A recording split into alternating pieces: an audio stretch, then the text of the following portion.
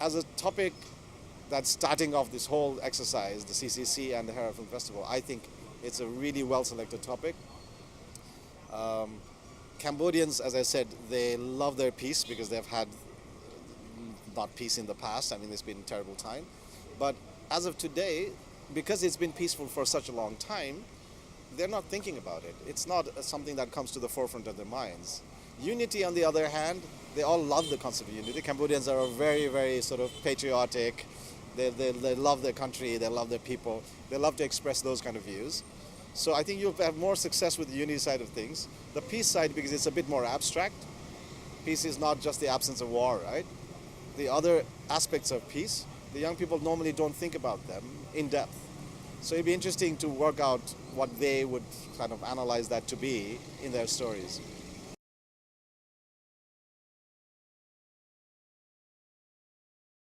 Right? Don't dwell back on the stuff that you personally haven't, in a sense, experienced. If you can interview your parents, I mean, make it really personal, and they tell you their stories, all right, that's a beginning, right? But even then, it's your parents' story. What's the relevance for you now? You have to be able to make that connect. So I think that'll be the challenge, right?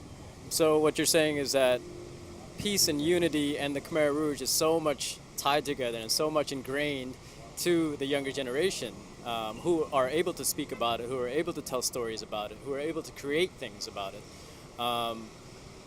What would your recommendation to them in terms of not necessarily disconnecting it from the Khmer Rouge era, but also to make it a little bit more personal, make it more about peace and unity that's really more about modern day society?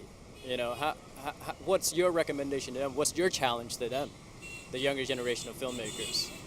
Absolutely. I think I did a workshop here at CJCC, and it was on peace. And I had to start by saying that peace is not just the absence of war. That's not how it's defined. So you have to analyze the other sort of underlying factors for what peace really is, and what are the disruptive factors there. And each one, disruptive factor, creates a conflict.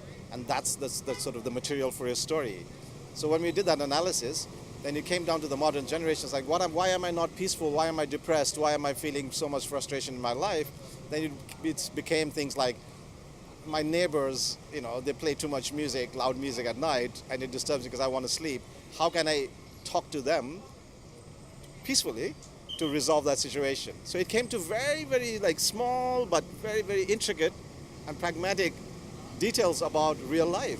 And I said, those are more interesting, you see? So it doesn't have to be a big war where everybody's fighting everybody and killing everybody.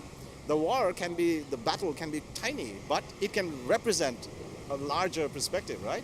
And those are the more interesting stories. So that's what we should do with these kids, is do a workshop, get them to analyze what peace really means, what are the disruptive factors there, and then do stories on those little things. But in the end, it's like making a film on the Khmer Rouge, because the conflicts are so representative of everything else that's happening.